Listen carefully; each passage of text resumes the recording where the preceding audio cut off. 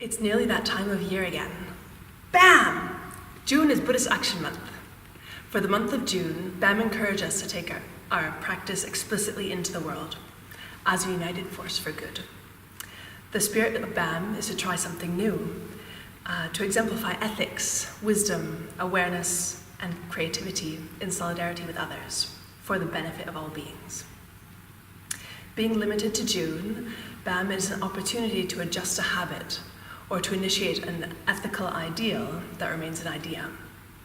Even very small lifestyle tweaks are a great way to test out karma and to generate awareness, energy, and purpose. Living ethically in the 21st century is complex and often conflicted. Well, this year it's easier than ever to boost your ethical awareness. In support of Buddhist Action Month, Ethical Consumer Magazine is offering a free copy of the magazine, as well as a special discounted subscription. Find out more about the offer on the website. So to the theme. As always, the theme for Buddhist Action Month is inspired by contemporary matters. This year's theme is a response to two major concerns emerging globally, especially for Western lifestyles. One is the effect of digital technologies on the well-being of individuals and society. The other is the need for a collective narrative of the future. The theme for BAM 2018 is Transforming Self, Transforming World. Before we begin to imagine what this theme might mean for us, let's recall the first lines of the Dhammapada. Experiences are preceded by mind, led by mind, and produced by mind. In other words, we create the world we inhabit as a result of our mental states. This means that the extent to which we are able to remain present and creative in face of distraction will determine our progress in transcending our habitual patterns and reactions. The first part of the theme, Transforming Self, relates to the unhealthy cravings of modern life, with a focus on technology. In itself, technology is neutral. It's the way we use it that is of consequence. It's so easy to get absorbed by a screen, and this can eclipse our awareness of others, of the moment, of our surroundings, and obscure our clarity of mind. Television tells us that life is somewhere other than where we are now. Social media's double edge both creates connections and breaks them. Emerging evidence is revealing the addictive quality of our technologies, whereby the sounds, colors, and vibrations issue little dopamine hits of pseudo-pleasure. When we find ourselves staring at a screen, we might ask ourselves, who's in charge here, me or the screen? I think it was Vicentra who said that habits are like enslavement, and both are caused by an absence of choices. The same imbalance happens when we're online, apparently, according to a former Google employee who said, "Our choices are not as free as we think they are. Our minds can be hijacked." So let's take June to evaluate our relationship with screens and technology, or whatever is relevant to you. Try something new and share your experiences with friends and with the BAM community. If you're blissfully free of tech addiction issues, then your energy and imagination are summoned to the next bit. The second part of the theme, Transforming World, invites us to engage with the bigger picture, to imagine what kind of world we wish to inhabit. But not just daydreaming. Several political thinkers have been writing that the 21st century urgently needs a new myth. After 3 decades under neoliberalism, how can we move towards a less destructive and more inclusive future when we don't know what that might look like? And how can we know what kind of future we want when we don't have or take the time to envision it? Can we restore the planet to good health rather than just doing less harm? A clear and simple narrative describing what we want is essential if we wish to replace the inadequate story that continues to govern politics and society. In his most inspired book to date, 2017's Out of the Wreckage, George Monbiot notes that religions are well placed to create a kinder world because of the intrinsic values they promote, which in his words include empathy, understanding, connectedness with other people, self-acceptance, independent thought and action. If you think that Buddhism has something to offer the world in the future, then let's get involved with this. Regardless of tradition, Buddhism offers a treasure trove of myths and stories that depict cause and effects of greed, hatred, and delusion, and other countless formulations and lists on how to transcend the mire of samsara. Another thinker, Alex Evans, observes in his 2016 book, Eden 2.0, that, quote, "Our mythic landscape has become brittle because many people have rejected the notion of thinking symbolically." Again, here is something that the Dharma is equipped to take a lead on. Let's use June to envision, with fierce courage, the world we wish to inhabit and the legacy we wish to leave. If we refer to the classic narrative structure described by communicator George Marshall, our story might be framed something like this.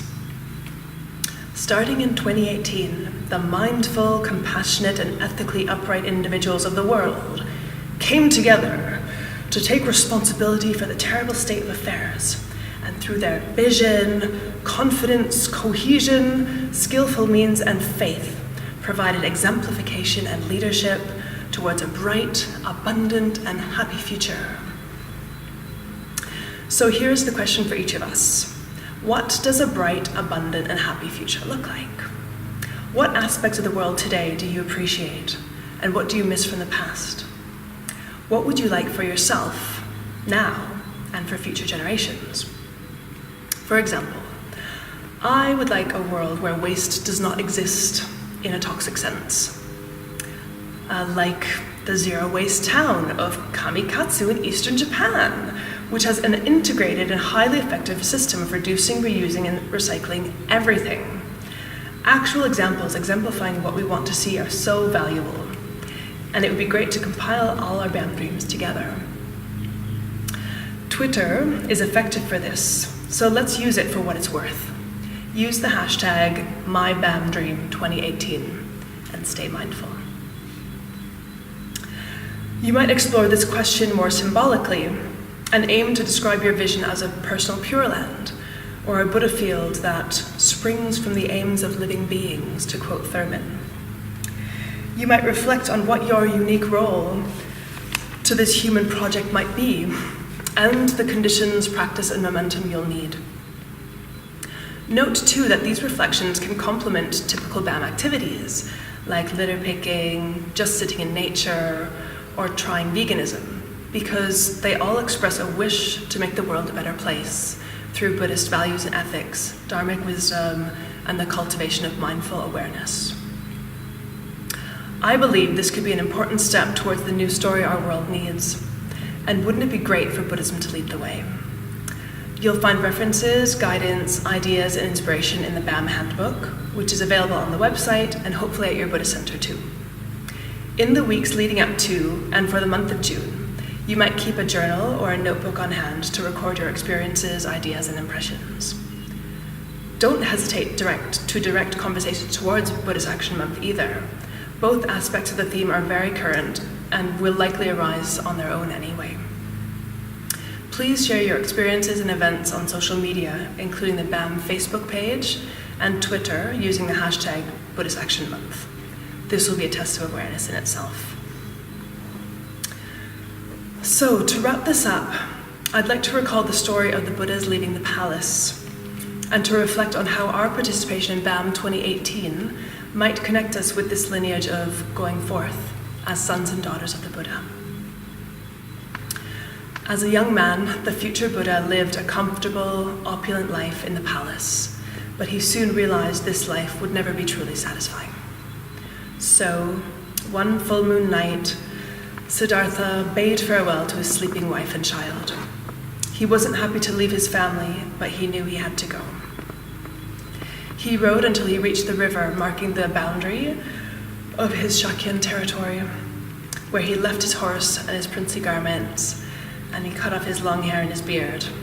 He went forth as a homeless wanderer in search of the truth, to work out his spiritual destiny. For us today, even the simplest lifestyle is nowhere near the simplicity of the Buddha's day. But perhaps the modern parallel of leaving the palace is leaving behind the story that life is soft and pleasant and that things will fall into place. If we open ourselves to the challenging truths about how the world actually is, we may discover what it means to be truly human. Like a poor person unaware of the priceless gem sewn into their garment, could it be that we are carrying unthinkable riches inside of us? This is a totally grassroots campaign, and I must admit that we have no idea how it will go or where it will lead.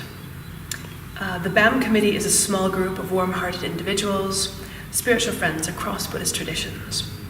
Maintaining this project requires more friends, so if you're at all interested in getting involved, then please get in touch. I can assure you it is a rewarding process. I'll close with a quote from Bill Plotkin.